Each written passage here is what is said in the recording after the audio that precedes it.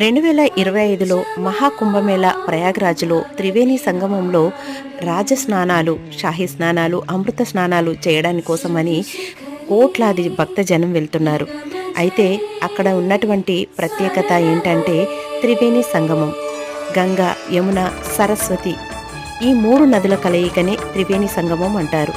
అయితే ఇక్కడ గంగా నది కనిపిస్తుంది, అలాగే యమున నది కూడా కనిపిస్తుంది. కానీ సరస్వతి మాత్రం అంతర్వాహినిగా ప్రవహిస్తూ ఉంటుంది. అయితే ఇంతకీ సరస్వతి నది ఎక్కడ కూడా అంతర్వాహినిగానే ఉంటుంది ఎందుకు అనే విషయం గురించి ఇప్పుడు తెలుసుకుందాం. బద్రీనాథ్ పరిసర ప్రాంతాలలో వ్యాస భగవానుడు వినాయకుడి సహాయంతో మహాభారత రచన చేయిస్తూ ఉంటే పక్కన ప్రవహించే సరస్వతి నది హోరు వారిని ఇబ్బంది పెట్టిందట. అందుకు వ్యాస భగవానుడు సరస్వతి దేవిని ఆజ్ఞాపించారంట, ఈ రోజు నుండి నువ్వు అంతర్వాహినివై ప్రవహించు అని. అలా సరస్వతి నది త్రివేణి సంగమంలో అంతర్వాహినిగా ప్రవహిస్తూ ఉంది.